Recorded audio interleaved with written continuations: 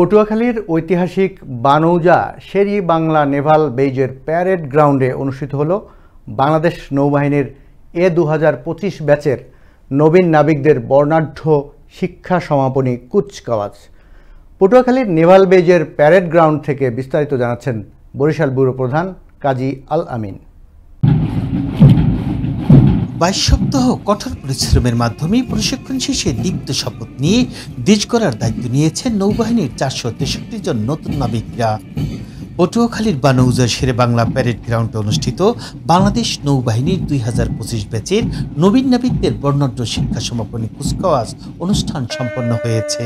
এ সময় প্রধান অতিথির বক্তব্যে নৌপরিবহন এবং শ্রম ও কর্মসংস্থান মন্ত্রণালয়ের উপদেষ্টা ব্রিগেডিয়ার জেনারেল অবসরপ্রাপ্ত ডক্টর এম সাখাওয়াত হোসেন বলেন, শুধুমাত্র চাকরি নয়, সুশৃঙ্খল, সৎ ও নিষ্ঠাবান হয়ে দেশ ও সার্বভৌমত্ব রক্ষায় নিজেদেরকে নিয়োগ করতে হবে।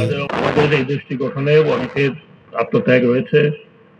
যারা আত্মত্যাগ করেছেন আমাদের আগের বা আপনাদের আগের পূর্বপুরুষ, তাদেরকে ধন্যবাদ জানাচ্ছি। তাদের শান্তি কামনা, আত্মার শান্তি কামনা করেছি। কুচকাওয়াজ পরিদর্শনকালে তিনি আরো বলেন, কোনো ব্যক্তি বা গোষ্ঠীর জন্য নয়, দেশপ্রেম ও কর্তব্যপরায়ণতাই দেশকে সমৃদ্ধির পথে এগিয়ে নেবে। মনজ্ঞ কুচকাওয়াজ অনুষ্ঠানে নৌবাহিনীর সদর দপ্তরের উচ্চপদস্থ সামরিক ও অসামরিক কর্মকর্তাবৃন্দ, পটুয়াখালী, বরিশাল ও খুলনা অঞ্চলের গণ্যমান্য ব্যক্তিবর্গ এবং নবীন নাবিকদের অভিভাবকগণ উপস্থিত ছিলেন। সমুদ্র সীমানা রক্ষার পাশাপাশি দুর্যোগপূর্ণ এলাকায় সহায়তা সহ সমৃদ্ধশালী দেশ গড়ায় গুরুত্বপূর্ণ অবদান রাখবেন, এমনটি প্রত্যাশা সংশ্লিষ্টদের। শেরেবাংলা নৌঘাটি থেকে কাজী আল আমিন, আনন্দ টিভি, পটুয়াখালী।